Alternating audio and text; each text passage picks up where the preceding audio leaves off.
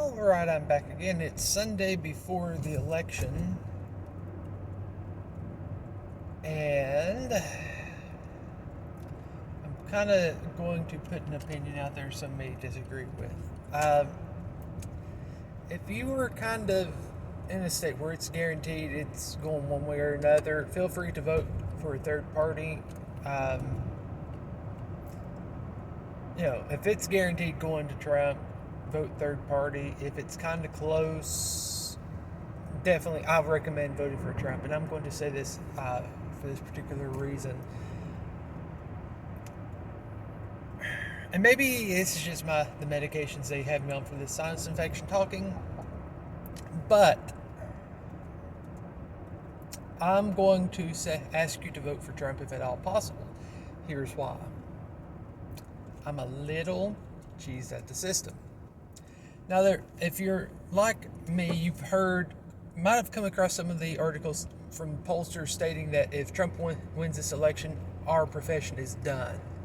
I would put links down in the description below, but YouTube would just label that as being misleading, spam, and everything else, and give my channel a strike. Stuff like that has happened.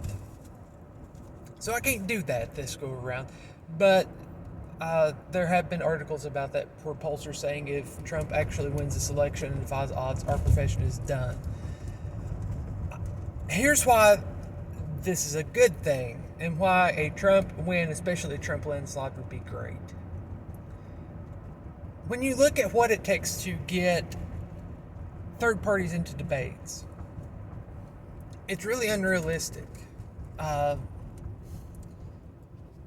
either in the previous election have to have at least 5% of the vote, I believe it is, or they have to poll like 15% in 5 different national polls. Herein lies the problem. When you look at those national polls that they're taking from to decide who gets to be in the debates, just go and look and see how many times like Joe Jorgensen was listed as an option. You're not going to find very many, if any, instances of that occurring. So, if they're going to rig the system in such a way that third parties do not have a chance,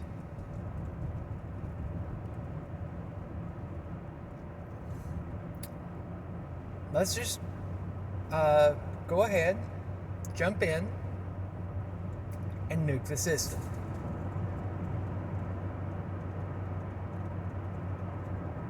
That's fairly simple, isn't it? All we have to do is get Donald Trump reelected. Tongue-tied. But if we do that, the system would be forced to reevaluate how it operates. And if we make it clear that we did this due to the fact that we're doing everything we could to exclude third parties whatsoever, then maybe they'll get the point across that we're not going to put up with voting the lesser of two evils any further. The system isn't going to change simply by electing an outsider. The system will only change if we, the people, step up, buck up, and take charge. Plain and simple to the point.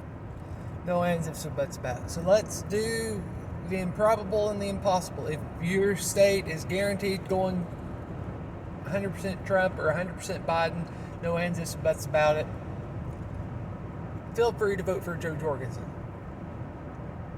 Let's get behind a third-party candidate. If your state is kind of on the fence, like even Texas at this point, because you have all those people from California moving in, and they are bringing their ideologies to them.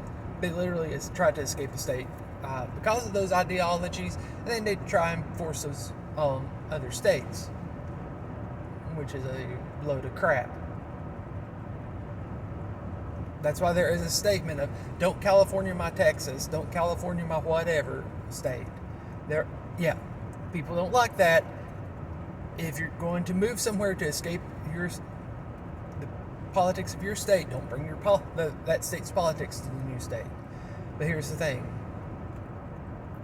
unless we switch this thing up, unless we defy what the pollsters say is the odds and get Trump reelected, and which would essentially nuke the system,